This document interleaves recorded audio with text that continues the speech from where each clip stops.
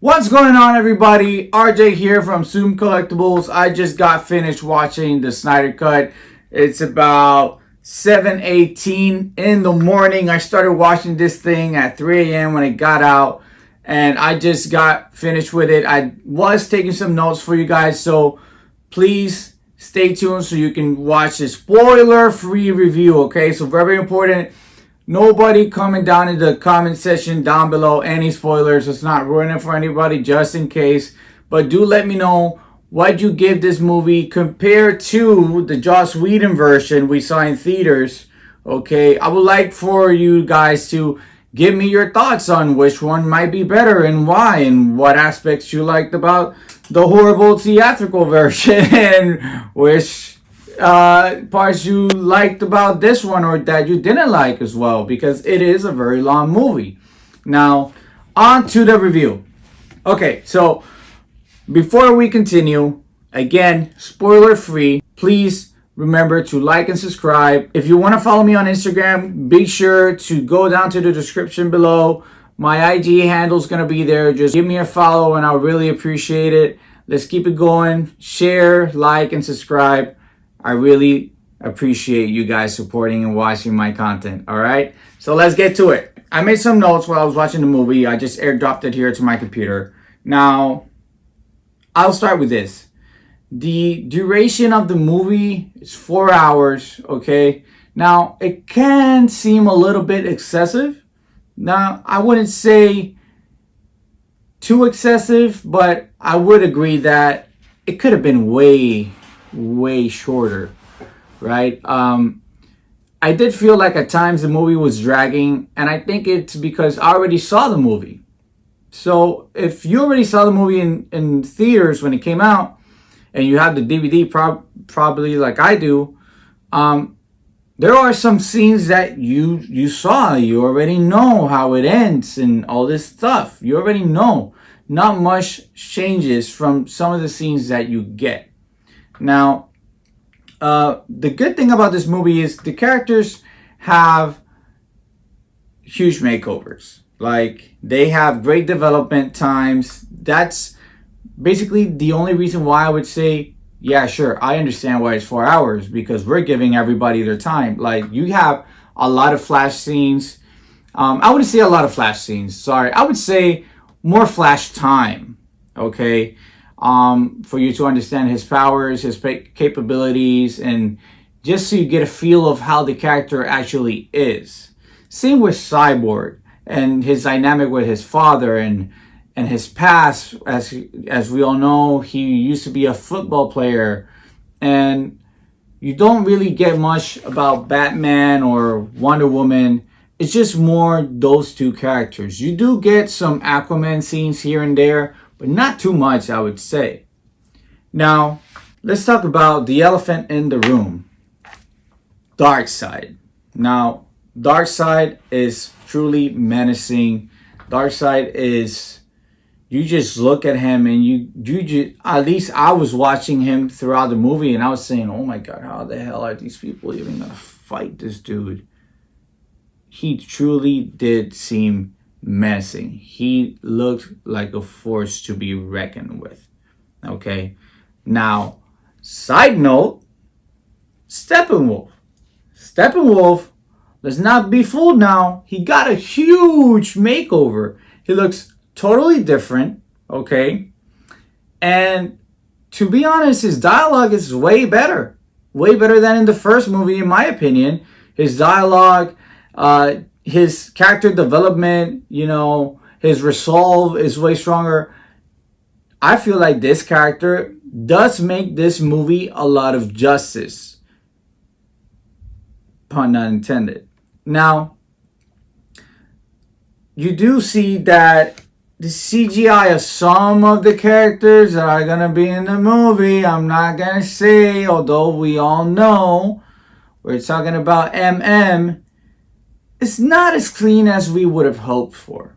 Now, I definitely understand a huge part of the budget went to a lot of the CGI that's in the movie. You have like thousands of parademons throughout the movie, just up close and personal, and they look amazing. If I see one of those things in real life, trust me, I'm dead, right? So I definitely understand why MM wasn't as crisp as some of us would have hoped for, but I'm very grateful that we got him, to be honest, and I'm very grateful that we saw him as well. Now, there are, I would say, the Green Lantern in the movie, I believe it's the first Green Lantern that was Earth Protector. Now, he looks great, and I love Zack Snyder's vision of how the Green Lantern logo would look like, just protruding outside as a light as well. That's just, to me, that detail is just wonderful. Now, one of the best scenes in the whole movie to me is when they're going over the old Darkseid War. Let's call it that. When Darkseid comes to Earth and, you know, he battles against the Atlanteans. I wouldn't even say Green Lanterns because it's only one, you know, but when he fights the gods as well, it's just so good. The level of detail that we got on that scene. I tell you guys, that scene to me, it was really good. Really, really good. It was mesmerizing just to see these characters that we hear about up and close, because you will see one character there that we've already seen, but not like that. So it's pretty cool for me to see him like that. Let's go to the Joker. So the Joker, he still has that horrible laugh. I really don't like it, but that's okay. Some people like it, some people don't. I really don't, which is fine. I will say this. No Tattoos and Jared Leto actually did some justice with the dialogue he was given.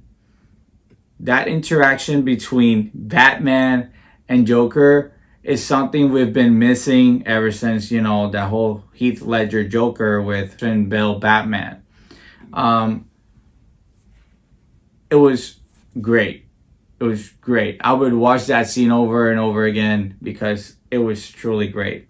I'm trying to keep it spoiler free, guys, so I'm not going to give you any details. Now, the good thing about the movie is it has a pretty good balance as far as sense of humor.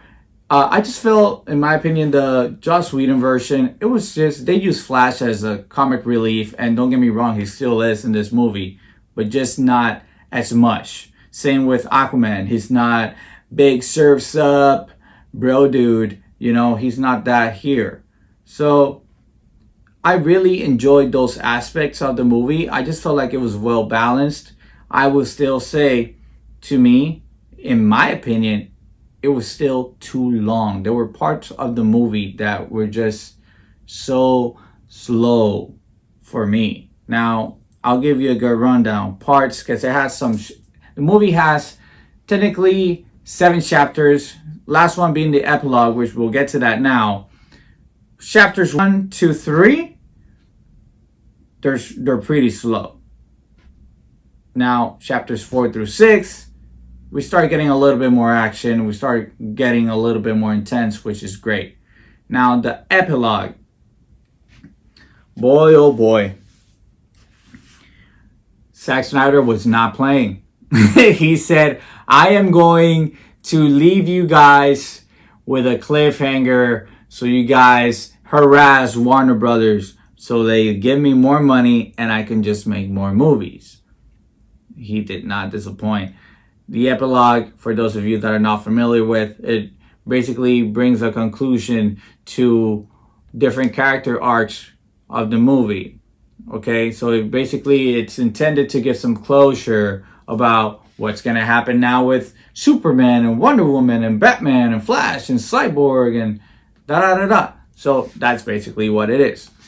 At the very end of the movie, we get somebody that comes to see Bruce Wayne, and what that character says, I mean, wow, can we just get more movies?